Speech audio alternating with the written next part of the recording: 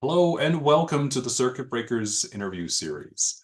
I'm your host, Steve Semler, and today I'm joined by Paul Childers, who's the owner of Blue Sky Biz Solutions. That's a Minnesota company that helps seven-figure business owners scale by getting access to capital that doesn't require personal credit. Paul, thank you for joining us today. Would you like to kick us off with a brief background on who you are and what you do?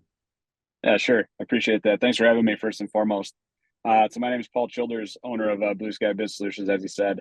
I am married. I've been married for, will be 15 years here on June 20th. We've got two kids, 11 and 6. And I came from automotive. And so I spent a lot of time giving up weekends and a lot of time away from home and a lot of time watching my kids grow up. But because of that experience, I have a lot of knowledge on helping businesses attain funding for a variety of things for their business through commercial lending that doesn't always require their personal credit, or at least at a minimum won't report onto their personal credit lines, to kind of keep that debt to income and utilization down for them as they try to scale and grow. But in my free time, I'm golfing with my 6-year-old. Right now, I'm at a flag football game for him. They're just warming up right now. My daughter is in softball and volleyball, so we're always on the go. And I chose this entrepreneur life about a year and a half ago. I probably mentally chose this 4 years ago before I really knew that that's where my path was going. But when I dove in for freedom, the flexibility to be able to do stuff like this today, where I can be, at a game, I can watch them, but I can still be, able to work and do stuff while I'm out and about, and just kind of doing it on my time and my family's time versus somebody else's, right?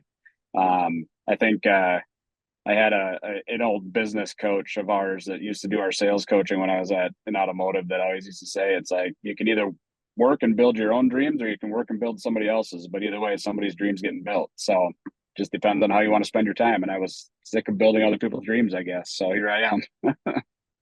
Yeah. So how did you get into the finance side? I mean, what was the automotive to finance side switch? Yeah. So, for automotive, when you do commercial lending, we were a fleet dealership for Chevrolet. And so I was a GSN there. So I did financing as well there. And that's really where I learned that you could actually finance vehicles and equipment underneath your EIN number without having to put any of your personal information in, as long as you had a decent business credit score. So my natural curiosity then started kind of leading me down trail of like, well, what else can you do? And so as I kind of led down that trail, I worked with some of these businesses to help them get to that, because ultimately it helped sell more vehicles for us, right? The more business owners I could qualify for commercial lines, the more vehicles we would move, because you just get to move vehicles faster under your business than you do personally. So that connection to that side of things and knowing how to build business credit, because it's literally the same process for almost anybody, um, allowed me to, when I stepped into my own role of like, what kind of a gap is there in the market that needs fixing? Well, there's all sorts of business lenders. There's all sorts of people that do business funding and lending and business credit stuff and business credit cards. And I was like, but there's not really anybody that works to really represent people on the lending side, but also help with the business credit side in a way that is beneficial to them. Because Mhm. the business funding world is pretty unregulated. There's no FTC. There's no fair trade agreements. There's no FINRA. And so it's like the Wild West. So I do a lot of educating and a lot of debunking and a lot of informing with my clients. I rarely put people into loans until we've done a very thorough process of like understanding what it is that they're trying to accomplish, and if there's going to be a true return of investment on it. Because last thing I want to do is put clients into stuff that they can't afford. So I was doing that back in automotive. So it was just kind of like an easy tie-in when I left, and was like, I'm done working for other people. I left another company, mutually parted. They were going a different direction. I was like, all right, I'm going to do stuff on my own. And so it just kind of tied together nicely with what I already knew and kind of what I wanted to do moving forward with businesses, and just kind of gave me a nice little in. And you take some time and apply it over a year, and it's been about a year and 4 months, and you learn a lot of stuff if you're actively pursuing knowledge and information. So that's kind of how I tied those two worlds together, and jumped into the finance side of things. Neat. You're as following your curiosity, what are some of the things that, unexpected things that your curiosity has kind of led you into with that? They always say curiosity kills a cat, but I think curiosity is super important as an entrepreneur, because first of all, you have to trust your gut on a lot of stuff. If something doesn't feel right, it's probably not right. I think a lot of entrepreneurs tend to overthink things, and don't trust their natural instincts enough in a lot of cases. And that's how they end up getting into bad loans, getting into bad partnerships, getting into bad whatever vendor relationships, right? Because it's, you almost feel obligated to help that person across the table from you sometimes, when in reality, your gut's telling you, no, this doesn't feel right. It isn't right. And you just need to trust it and go, okay, no, this isn't the right time. It's not the right place. Um, with that. So like curiosity has gotten me into some bad situations my first year, bad vendor partnership that I ended up having to break off from. But it's also gotten me into some really good things because, curiosity led me down a self-development hole of spending money on myself to learn more, to get into rooms with people that know a heck of a lot more than I do, and really increase my knowledge and abilities as a business owner, right? Like my next step is to actually be hiring a business coach to help me grow and scale this company, further than what I am. I've been fortunate enough to have partners that I knew from automotive that I built a relationship with that have, both of them have owned businesses themselves for over 25 years. So they're knowledgeable, but Yeah. they're also doing their own thing. So I'm like, okay, my next step here is to get a business coach for myself, learn how to scale Blue Sky, and still learn how to, build everything into this like big conglomerate that we're building as a group. So curiosity is good. It can also be bad, but curiosity has gotten me into a lot of opportunities that I wouldn't have otherwise had.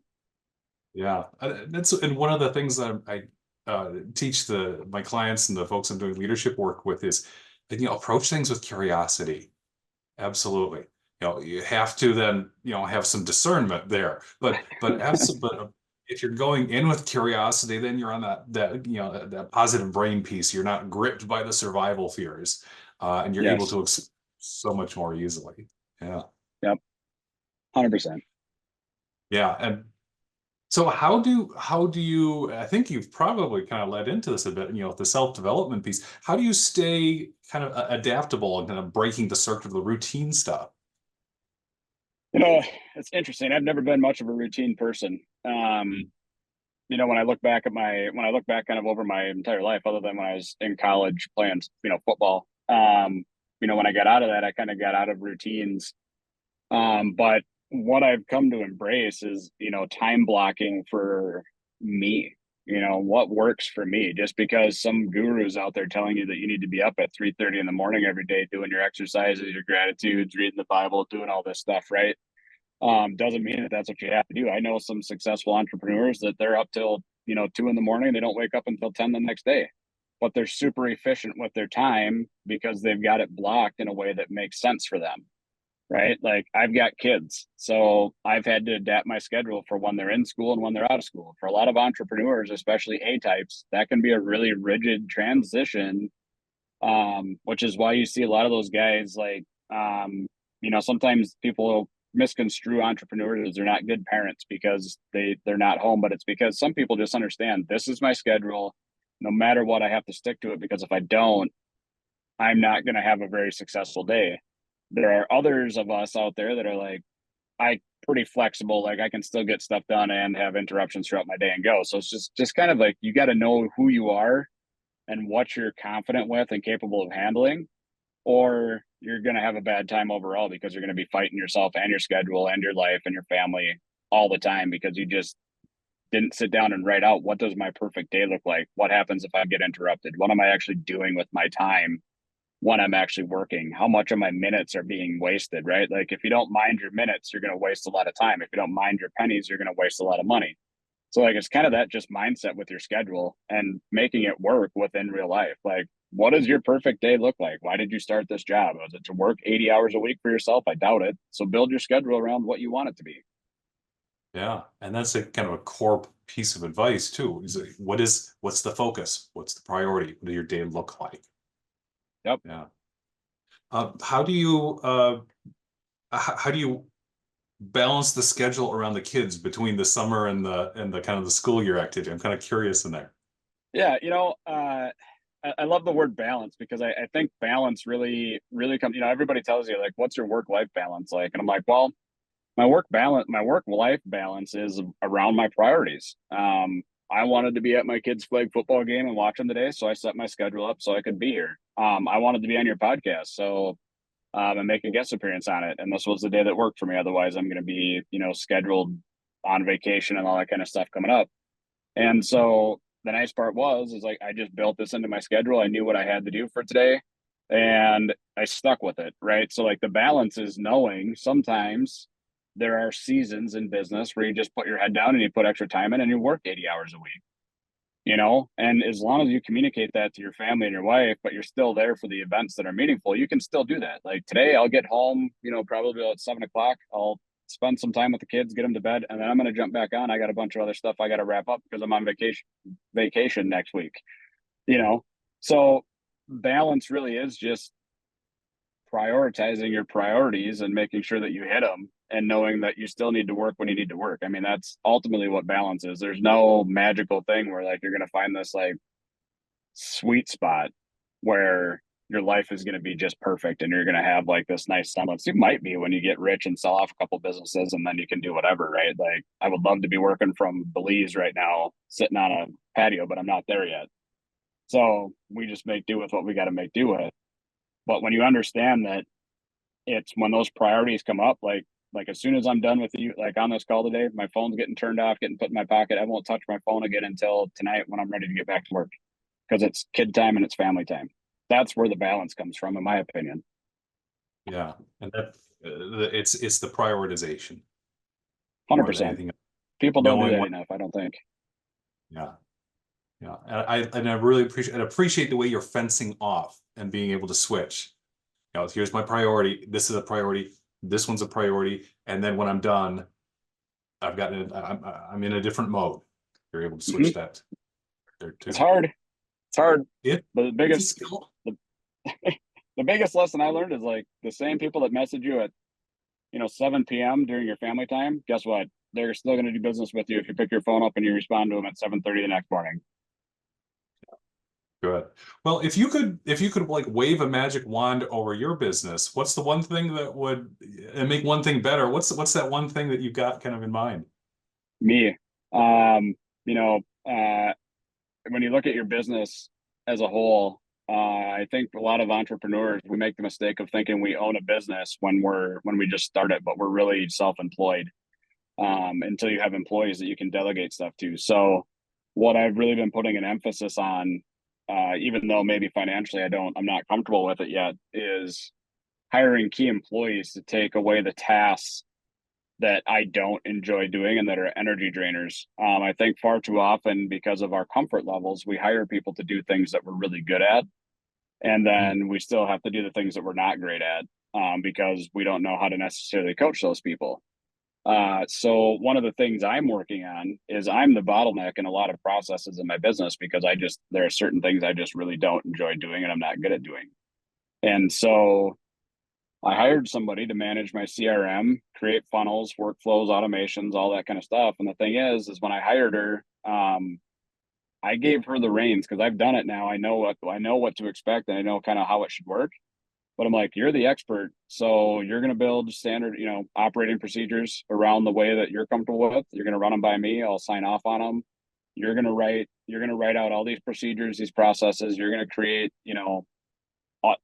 workflows and automations. I'm going to sign off on these things, but I don't want anything to do with them because I'm not good at it. I trust that your expertise is good at this because that's what I hired you based off of, right? So if I see some red flags, we'll adjust. But if you don't hire people to do those things and then empower them to make decisions, even from day one, because I think you got to tell people, like, here's what I expect, and then see what kind of a person they are. Are they a go getter that's just going to grab it and run with it or not? But we're always the bottlenecks in our own business. And I think the very first thing that business owners have to do is realize, what am I not great at that I need to delegate this off to and hire for?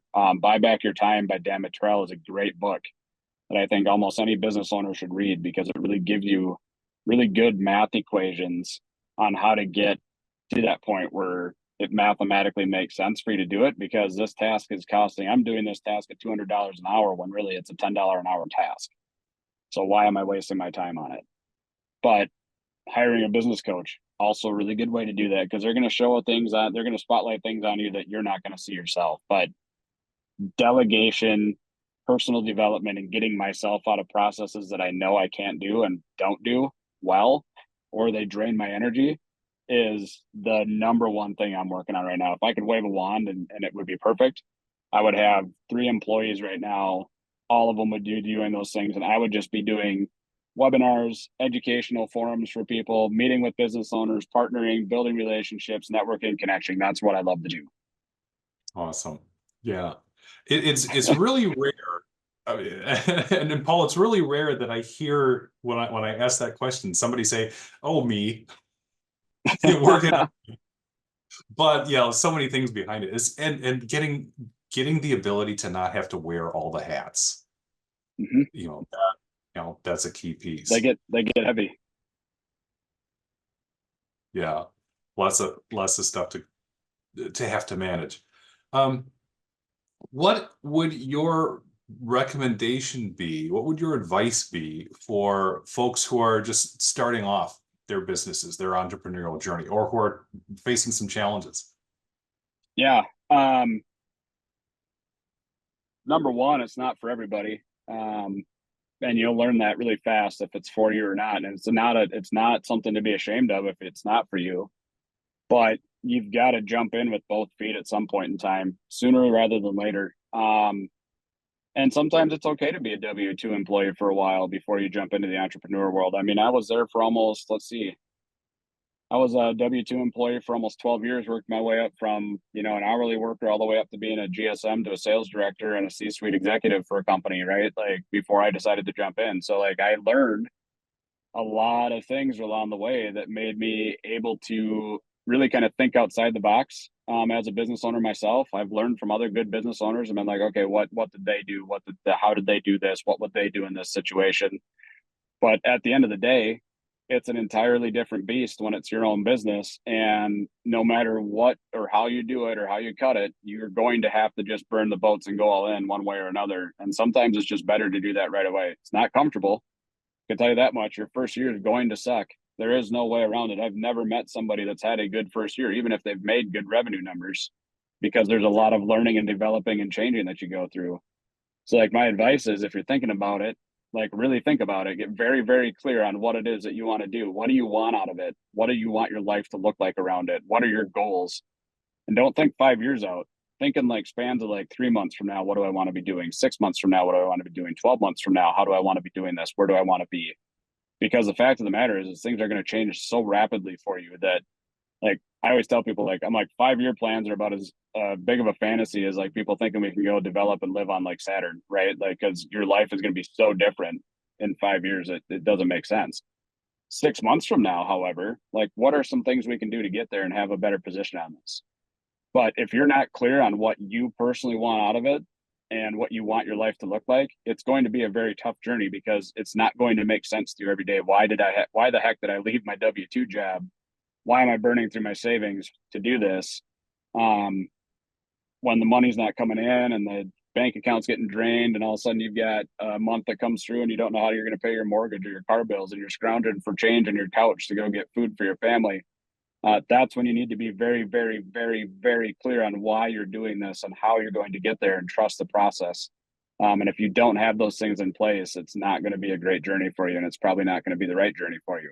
So that's my advice really to anybody that's struggling or starting into entrepreneurship is just you have to be very, very clear on the why for yourself. And that doesn't mean you need to share that with anybody else because most people aren't going to understand it. Most people look at you like you're crazy. I'm fortunate to be married to a wife that just looked at me and was like, okay, I believe you. Right. And she's willing to suffer right along with me. Maybe not for long term, but um, but nobody knows what your desire is and what your goal is in your head or your dream. And don't be afraid to dream big. But then take the steps and the processes to get there. And it takes time. And that strikes me as that goes right back to your prioritization they were talking Yeah. about earlier. Being able to know I'm working here, I'm working here, I'm turning it off, I'm going back to my why, why I'm doing it. Yeah. Awesome. You have to, Well, because if you don't, it sucks. yeah, yeah. Well, I wish you the best of continued success with this too. Yeah, and good luck for the flag football game too. Yeah, thank you. I appreciate that. All right. Well, thank you so much for your time today, Paul. Wonderful meeting you and learning a little bit about your entrepreneurial journey and how you're able to do these different things. So, to the folks watching, when you're faced with challenges in your business, consider these tips, listen to what Paul said, and reach out to me for coaching and training support. As always, I'm Steve Semler at FocalPoint Business Coaching, helping techies and other entrepreneurs be great leaders. Thanks.